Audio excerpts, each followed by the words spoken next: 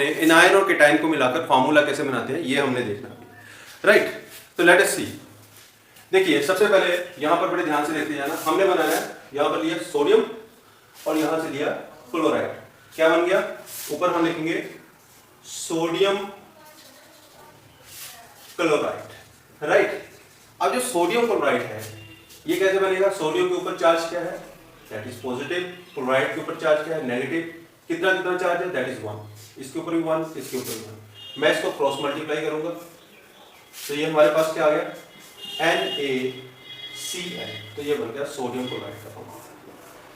ऐसे अगर आपको कोई और चीज बनानी है, जैसे मान लो आपको सोडियम सल्फेट बनाना है। मैंने यहाँ पर क्या बनाया? Sodium chloride. अब आपको सोडियम सल्फेट बनाना है। सोडियम सल्फेट बनाने के लिए फॉर्मूला क्या रहेगा? Na पॉजिटिव, उसके बाद हमने यहाँ पर लिख दिया SO4 2 नेगेटिव। सोडियम के ऊपर कितना चार्ज? 1। सल्फेट के ऊपर कितना चार्ज? 2। इनको क्रॉस मल्टीप्लाई करिए, कितना आ गया हमारे पास? हमारे पास आएगा Na2SO4। ये बन गया सोडियम सल्फेट का फॉर्मूला। तो आपने साथ साथ में लिखते जाना इसको। It is sodium sulphate, right. ये अब इसके बाद ये मैंने आपको बता दिया, ये इजी फॉर्मूला था, आपको क्लियर हो गया। अब इसी के साथ मैं इसको रब करते हुए आगे की ओर चलता हूं। हमारे पास क्या है? सोडियम को हमने छोड़ दिया, हम पकड़ते हैं सीधा जाकर कैल्शियम को, राइट। तो कैल्शियम जो है इसके ऊपर चार्ज है 2 पॉजिटिव। मैंने यहां पर लिख दिया कैल्शियम। बताइए कौन सा लेना हमने? ठीक है, हम यहां पर लेते हैं नेक्स्ट। लेट अस सपोज हम यहां पर पकड़ते हैं ऑक्साइड को, ठीक है। यहां पर मैंने लिख दिया ऑक्सीजन, इसके ऊपर 2 नेगेटिव चार्ज डाल दिया, इसके नीचे 2 आएगा चार्ज, इसके नीचे 2 आएगा, जितना चार्ज है लिख दीजिए। जब ये वैल्यू ऐसे दी हो तो आपने इसको सिंपल होल नंबर में कन्वर्ट कर देना, 1, ठीक है। मान लो यहाँ पर 4 होता है, यहाँ 2 होता तो यहाँ पर लिख दे 2 1 2 2 to the 4, ऐसे करते हैं, ठीक है। तो अब इसको क्रॉस मल्टीप्लाई करिए। क्रॉस मल्टीप्लाई करने के बाद हमारे पास आएगा CaO। अब आपको क्लियर हुआ कि why the formula of calcium oxide is CaO। ये क्लियर होनी चाहिए आपको पिक्चर। अब आप मान लो फार्मूला आपको आता नहीं है और आप +1 में हो गए, +2 में हो गए, 10th में हो गए, तो अब तो केमिकल इक्वेशन भी बैलेंस नहीं करनी आएगी, ठीक है। तो जो केमिस्ट्री है वो चलती है फार्मूलाज के ऊपर। तो आप बोलोगे सर हमें फार्मूला नहीं आते, हमें केमिस्ट्री सिखा दो, तो बेटा ये पॉसिबल नहीं होता है। तो केमिस्ट्री सीखने के लिए फार्मूला आना जरूरी है, ठीक है। अब जैसे हम पकड़ते हैं किसी और चीज को, से हमने एल्यूमिनियम को ले लिया, ठीक है। मैं अलग अलग बना के बताता हूँ। एल्यूमिनियम का 3 पॉजिटिव चार्ज, ऑक्सीजन का 2 नेगेटिव चार्ज। एल्यूमिनियम के नीचे 3 लिखेंगे, इसके नीचे 2 लिखेंगे, क्रॉस मल्टीप्लाई करो, कितना है? Al2O3। This is the formula for aluminium oxide. अब बताओ आया या नहीं? ठीक है। तो ऐसे अगर हमारे पास फार्मूले हमें सारे के सारे आ जाएंगे तो हम किसी भी इक्वेशन को बैलेंस कर पाएंगे।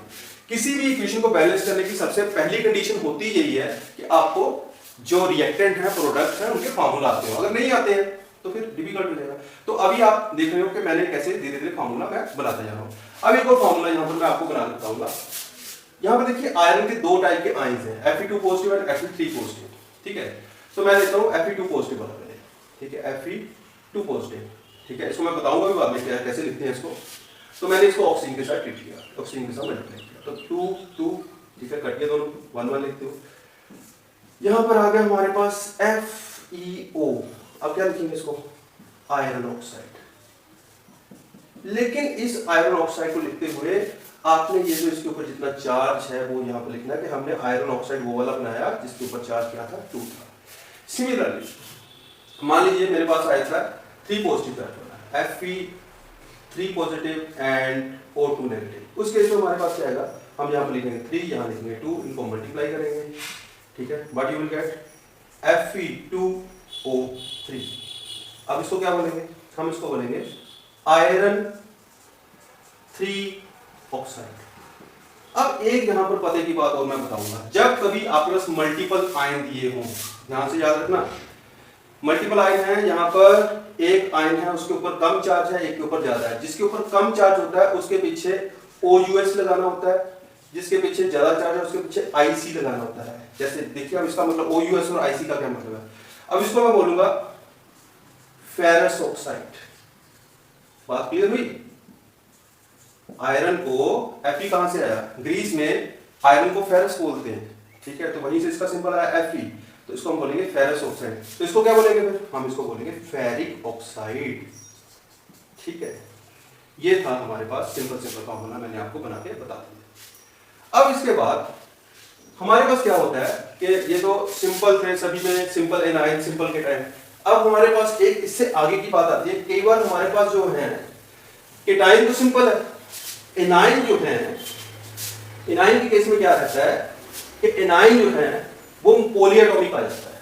पॉलीएटॉमिक कौन सा, जैसे कि यहां पर दिया हुआ है, ये मैं आपको क्लियर करता हूं।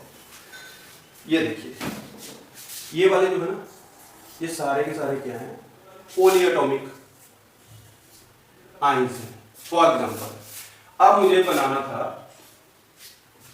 किसके साथ, चलिए यहां से एक आयन पकड़ते हैं कॉपर के साथ, ठीक है। तो ये मेरे पास आ गया कॉपर 1 पॉजिटिव, ठीक है। तो यहां पर हमने लिखी सल्फेट का SO4 2 नेगेटिव, ठीक है। तो यहां पर 2 और 2 जो है ये कट गए, ये हमारे पास आ गया CuSO4, कॉपर सल्फेट का फॉर्मूला बन गया, राइट। अब मैं पकड़ता हूं किसको, हम ध्यान देते हैं एल्यूमिनियम नाइट्रेट बना के बताते हैं। यहां पर आप गलती करते हो अक्सर, एल्यूमिनियम के ऊपर चार्ज 3%, नाइट्रेट के ऊपर चार्ज 1 नेगेटिव। देख लीजिए आप ध्यान से कि कॉम्प्लेक्स फॉर्मूला कैसे बनाते हैं। इसके ऊपर 3 चार्ज है, इसके ऊपर 1 चार्ज है, हमने इनको क्रॉस मल्टीप्लाई किया, ठीक है। You will get Al, right, NO3, तो फिर इसके नीचे फिर से 3 अलग है, ये तो कुछ बात नहीं ना बनी। ये क्योंकि हमारे पास नाइट्रेट एक पॉलीएटॉमिक आयन है, तो हमें ये पूरे का पूरा आयन बताना पड़ेगा कि ये पूरे का पूरा आयन 3 टाइम्स आ रहा है, तो हम बोलेंगे एल्यूमिनियम नाइट्रेट। इसका फॉर्मूला बोलने का तरीका क्या है, एल्यूमिनियम NO3 थ्राइस, इसको बोलेंगे थ्राइस, ठीक है। जैसे मैं आपको एक और बना के बताता हूँ, सपोज मेरे पास है कैल्शियम 2 पॉजिटिव, यहाँ पर आ गया हाइड्रोक्साइड, है ना, तो ये बन गया कैल्शियम हाइड्रोक्साइड। तो मैं इसको कैसे लिखूंगा, 2 1 मल्टीप्लाई किया, क्रॉस, हमारे पास आ गया CaOH, गलती कहाँ की, ब्रैकेट नहीं लगाया, तो मल्टीपल आयन के नीचे ब्रैकेट लगाया, तो ये क्या बन गया, कैल्शियम हाइड्रोक्साइड, इसको हमने बोल दिया कैल्शियम हाइड्रोक्साइड, ठीक है। कैल्शियम हाइड्रोक्साइड बन गया, तो अब इसको हम बोलेंगे कैल्शियम CaOH ट्वाइस, 2 बार है ट्वाइस, ऐसे इसको बोलना है, ठीक है। तो अब आपको फार्मूले सारे समझ आ गए कैसे बनाने हैं, तो मल्टीपल फार्मूला बनाना भी समझ आ गया, सिंपलेस्ट रेशियो में उसको कैसे कन्वर्ट करना है ये भी समझ आ गया। तो ऐसे ही अब आप मान लो मेरे पास है कॉपर में ऑक्सीजन, कॉपर 1, ओके, और साथ में ऑक्सीजन 2 नेगेटिव, तो ऑब्वियसली यहाँ पर 1 2 लगाएंगे हम, तो मेरे पास क्या आएगा Cu2O, राइट। तो इसको मैं क्या बोलूंगा, obviously I will call it copper 1 oxide, right. जहां पर क्या बोलेंगे इसको, क्यूप्रस ऑक्साइड, क्या बोलेंगे, क्यूप्रस ऑक्साइड। यही नुक्ता है यहां पर, जिसको ये नुक्ता समझ आ गया, क्यूप्रिक क्यूप्रस, फेरस फेरिक, प्लम्बस प्लम्बिक, ठीक है, ये जिसको नुक्ता समझ आ गया उसको क्लियर हो जाएगा। ऐसे हमारे पास एक और है, एक और चीज क्या है हमारे पास, सपोज मेरे पास है Cu2 positive and O2 negative. इस केस में हमारे पास क्या रहेगा, आपके पास यहाँ पे 2 2 लगा दिया, सिंपल होल नंबर रेशियो 1 1 आ गई, तो ये मेरे पास रहेगा दैट इज CuO, तो इसको क्या बोलेंगे, कॉपर 2 ऑक्साइड, जहां पर क्या बोलेंगे, जहां हम इसको बोलेंगे क्यूप्रिक ऑक्साइड, क्यूप्रिक ऑक्साइड। तो बेटा ये थे आपके फार्मूला बनाने के तरीके। अब आपको फार्मूला बनाना आ गया सभी को, तो आपने बेटा प्रैक्टिस कैसे करनी है, सोडियम को क्लोराइड के साथ, सोडियम को ब्रोमाइड के साथ, सोडियम को आयोडाइड के साथ, सोडियम को हाइड्रेट के साथ, सोडियम को ऑक्साइड के साथ, फिर सोडियम को हाइड्रोक्साइड के साथ, फिर सोडियम को सल्फेट के साथ, फिर सोडियम को नाइट्रेट के साथ, फिर सोडियम को कार्बोनेट के साथ, फिर सोडियम को बाइकार्बोनेट के साथ।